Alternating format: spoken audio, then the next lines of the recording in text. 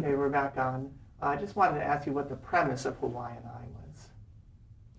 The premise was have a kid with his shirt off, have a suave guy with a mustache, have a cute little teenage girl who could sing, and have a short, very funny Filipino kid who played Hawaiian.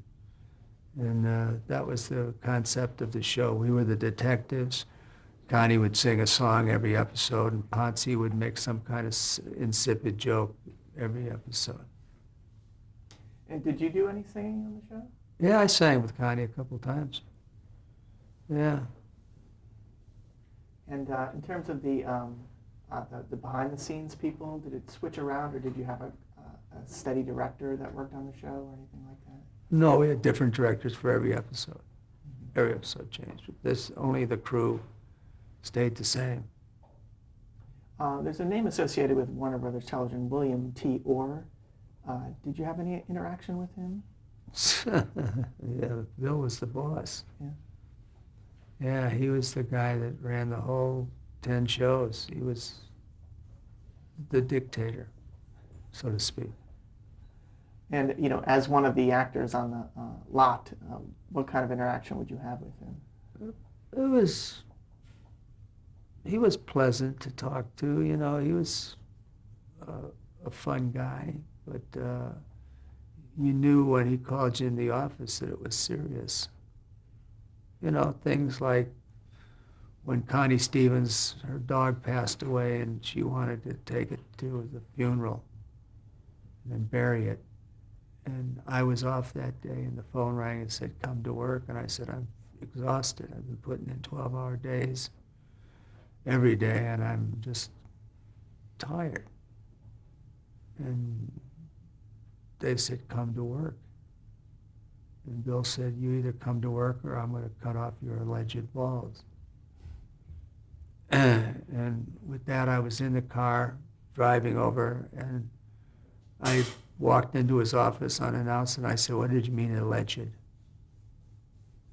And with that, he said, well, you're here, aren't you?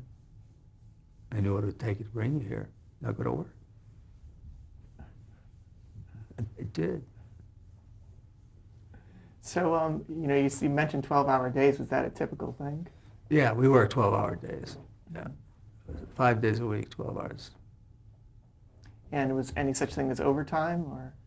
For the actors, yeah, I think we were on 8-hour days. We got overtime. A salary of $250 a week, it wasn't a lot of overtime.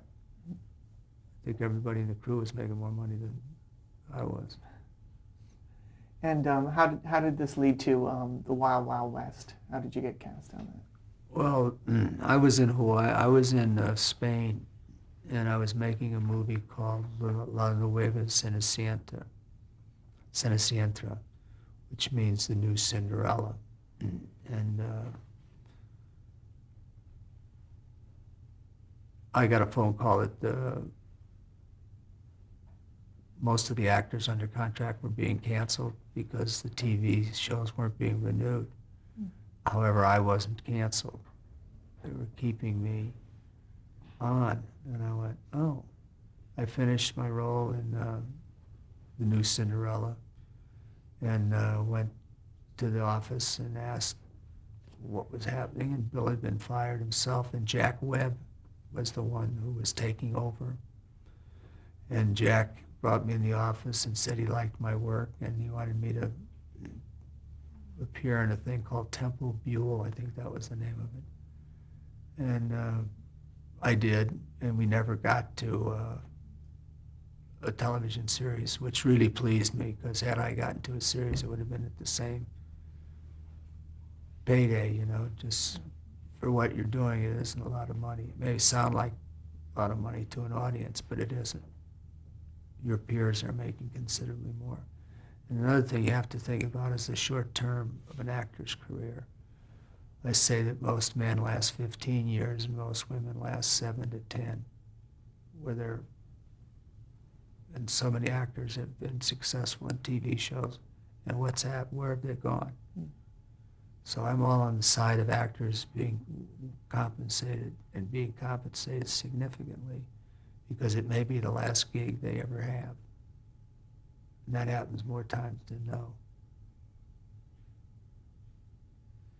And so how did you you said a number of people were auditioning for Wild Wild West? 17 to be exact. No, 18. I was the 17th. So what did you think your chances were? I didn't think I had a chance. I was doing a movie called Young Dillinger. It was a feature. And I was playing Pretty Boy Floyd. And I got the call from the agent at the Morris office, said they wanted to test me for this role. It's called Wild Wild West. And I said, well, I can go during lunch. And I'm not working in the first sequence after lunch. And he said, good, get over there because they want to see you. So I got over there and tested and went down to my dressing room, and the phone rang in my dressing room. And that's the phone in my dressing room. Okay, so you said that the Morris office called you and asked you to come down to audition for I guess it was called Wild West. Yeah, they asked me to come over to CBS and audition. So I went over there, and there were 18 of us that had been there, and the 19th was coming in after I had auditioned. And then I went down to the dressing room, got the phone call. They said, you've got the part. You'll start work Monday in Sonora, California. And do you remember anything about that screen test? The only thing I remember about the test is talking to the camera and telling the camera that there was no point in going on with any other actors, that if they were using common sense, they'd hire me. And I was teasing, of course, but it was a little bravado on my part, which I'm known for. And subsequently became a reality. And it lasted 4 years, and the payday was awesome. So was this the point where you could renegotiate? I didn't renegotiate. I make a deal, I make a deal. Mm-hmm. To me, a contract's your handshake, it's your word. I don't renegotiate. So I get a good deal in the first place, and I'm satisfied that that's what I live with. And I expect that from others that work with me, now that I'm a producer. And what is the premise of Wild Wild West? The premise of our show? Mm-hmm. Oh, it was James Bond in the West. That was a ripoff of Sean Connery's Wild West, Sean Connery / we're going to steal your show, but we're going to put you, Sean, on a horse. And that's what he did, or they did. And can you describe the character you played? The character I played was a dandy. His clothes were too tight, for one. He rode this champion horse, this class horse. And he spent most of the series engaged in physical confrontation with bad guys. And Ross Martin, my dear co-star, said on an interview on Johnny Carson's show, he said, Robert does his own stunts and I do my own acting. That pretty much tells you what I did. Did you take offense at that, or did No, you? I applauded it. It was the truth. I did some acting tongue-in-cheek, you know. I didn't take any of it seriously. In the last year, I didn't even read the scripts. I just read my part. And it worked. Did you, having had all this experience up to this point, were you up to the challenge physically for this role? Physically? Mm-hmm. Oh, yeah. I could handle it physically. What I couldn't handle was the fact that I didn't get the drama in the roles, that it was all tongue-in-cheek, and sometimes you want to go out and do a play, just to see if you can still act. And can you talk a little bit more about the chemistry between you and Ross Martin? Well, Thursday nights I'd go down to the Olympic Auditorium because that's when the boxing took place. And Ross would go to the ballet, or we had totally different personalities, but yet we were best of friends. And we loved the show. We loved doing the show. And that was the rapport. He did his acting. He liked to go into the wardrobe department. And I used to say, get dressed in his drag outfits. And I liked to do the macho, jump off the horse to start the fight kind of thing. And we did it, and it worked. The show got canceled with the 33 share. It's amazing. Yeah, the first couple of years it got 42s, 44s, 46s. It was awesome.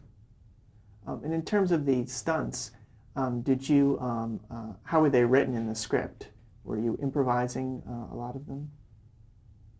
They were ready fights. That's how they were written.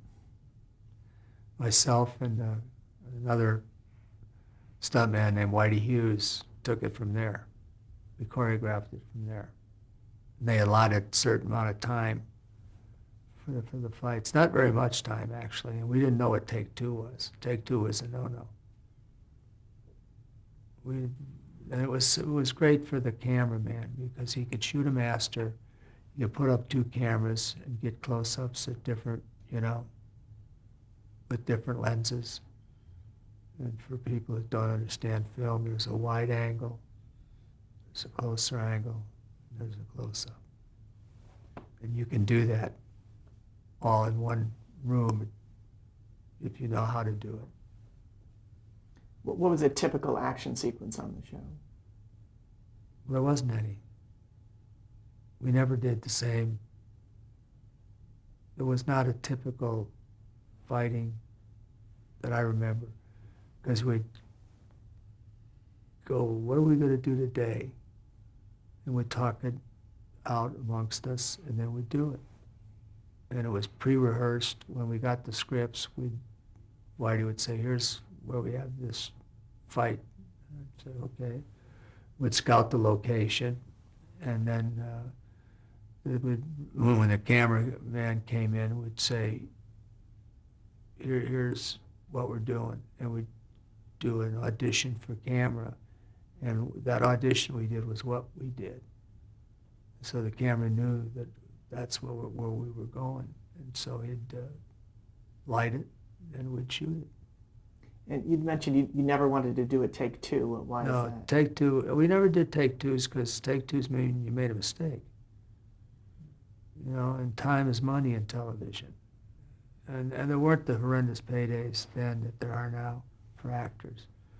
I don't know if that's a good thing or not, but with us, time is money, so we didn't want to hold up Ross's drama, his theater, with our nonsense. So we did our nonsense, and then we turned the camera over to Ross, who did his nonsense. Were you trained in martial arts at the time? There seems to be some of that going on in the show. The first season. Mm-hmm. Only the first season. I did karate, and I was trained by a man named John Leone. He's deceased now, but he was my teacher. And I did it in the first season, but then everyone was picking up on it, and they were giving Elvis, I think, got a black belt. Black belts were handed out to a lot of people, and that's when I went back into street fighting. Elvis Presley? Is that what you just said? Yeah, he got a black belt in martial arts, and I thought there were a lot of guys going around like that. I thought to myself, wait a minute. You thought it was getting maybe passe or something, or I thought it was, over the top at this point? yeah, because I could see the difference. I knew when they called a stuntman in. I knew the actor did some shots in the master and then in the close-up. But as soon as someone got flipped in the air, that's when they cut and went to the stuntman. So it wasn't our stuff. And were you ever prevented from doing any stunts by the directors or producers? Well, I was, after I almost died, there was a period of time when I think there were about 2 or 3 shows where I didn't do any stunts because I had been injured significantly. Yeah, can you tell me that story? Well, I mean, if you're a doctor, you'll understand. I had a 6-inch lineal fracture with a high temporal concussion. And I almost ate the cookie, but I didn't. Did you fall off something? What exactly happened? Yeah, I fell 14 feet measured from the ceiling to the cement. Landed on my back and my skull. And how long did that recovery process take before you were back on the show? Took 4 months, but they quit filming. It was towards the end of the season. And then they didn't replace me. So there was just that few episodes that didn't happen that season? Yeah, it was just 2 episodes that they didn't shoot. Mm-hmm. And from then on in, were they more careful with the stunts that you did, or was it just back to normal? Well, no, the network had sent out to the producers that they didn't want me risking myself and putting the show in jeopardy. And I got notice, I paid attention to it, and then the producers went back into their producer's chair, network went back in the network chair, and we went back making the same stuff that the audience was embracing. And I know Ross Martin was off the show for a little while. He broke his leg. Yeah, can you talk about that? Well, he was doing a stunt, and in the course of it, he broke his leg, and he was off the show. And you had a replacement in there for a little while? No, we had another actor. Nobody could replace Well, Mark. okay, another actor, I mean. No one could replace us. Another actor came in and played a role. Mm-hmm. And then he came on subsequently to finish. And then Ross got well and came back, and we went on with the original show. I wanted to ask about Irving J. Moore. Irv Moore, he was yeah. the director. Mm-hmm. What was it like working with him? Well, I brought him over from Hawaiian Eye. He had done a lot of Hawaiian Eyes. He was a pleasant man and good director.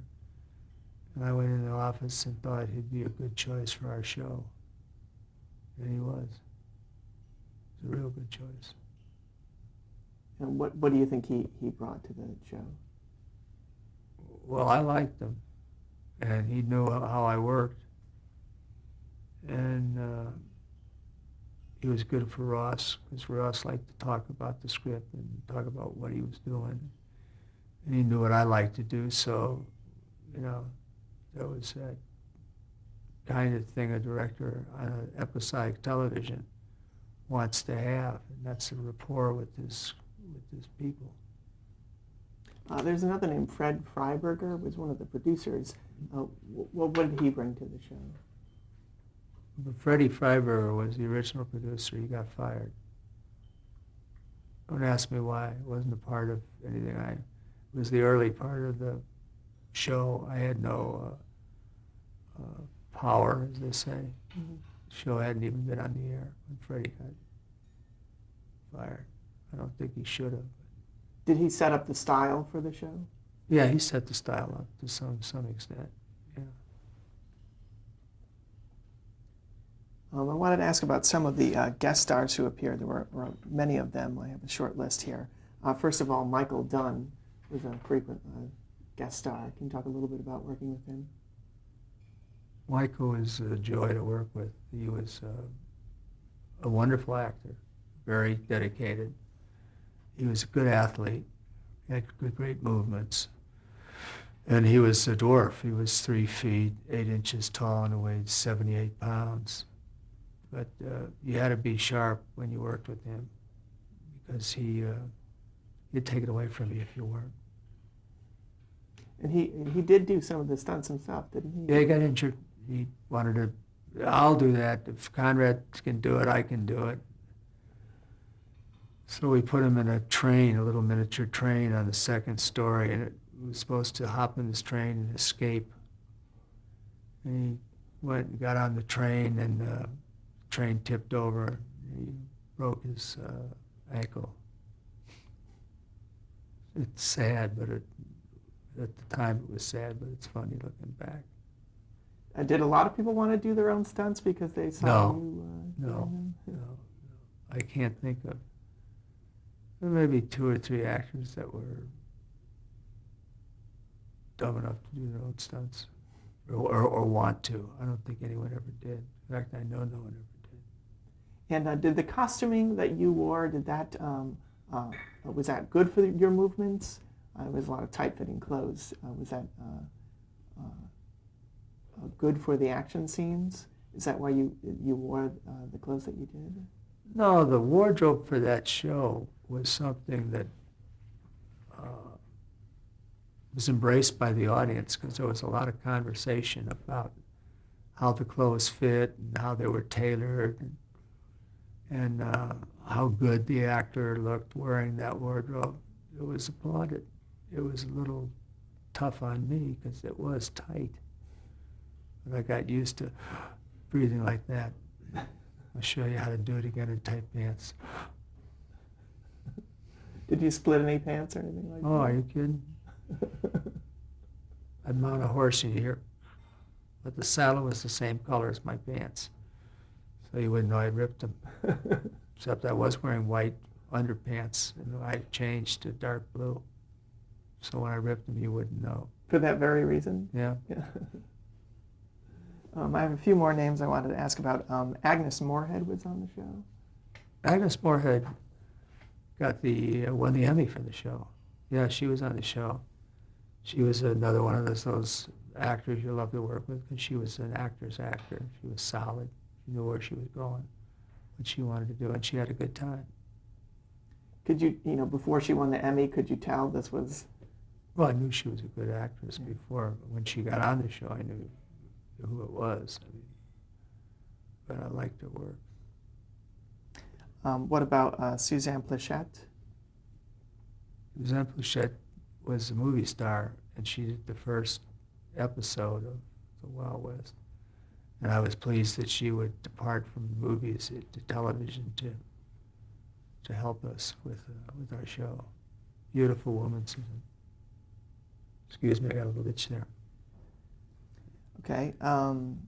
Elijah Cook Jr.? Well, he's a classic actor. You're bringing up wonderful movie actors, and Elijah was one of them. And what about Ricardo Montalban? I loved him. I loved his accent. And I liked everything about the guy and how he got into his role. It was great. And you'd mentioned this before, but Leonard Falk?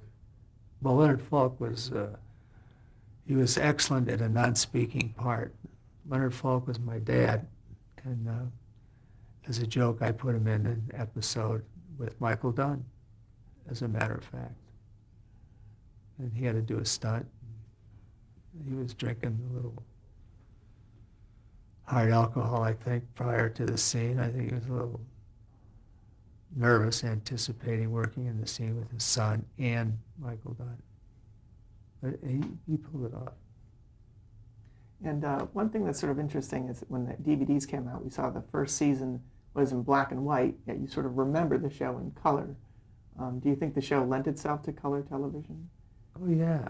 I mean, that was the first season of television in color. And they should have made the transition, but they didn't. Now they wish they had.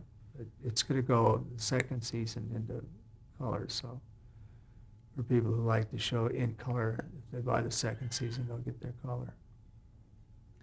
And one other director who was on the show was Richard Donner. I wonder do you remember much about working with him? He wasn't as famous then, maybe. Donner was a jovial guy. He had a lot of fun with him. He laughed. He had a big, deep voice. He laughed a lot. Yeah, I like Dick Donner. And how was the show being received at the time? What did the critics think of it, and what did the public think of it? Aren't they the same? Aren't the critics and the public the same? I think they are. The 48 share on its debut kind of threw them off their rhythm because the public liked the show. And for you to say that the show didn't have an ingredient that was successful would have been ridiculous. Some of them loved the show, some of them just worshipped it, some of them weren't impressed. But I truly like good reviews. I really like good reviews, like my reviews for Centennial as an example. I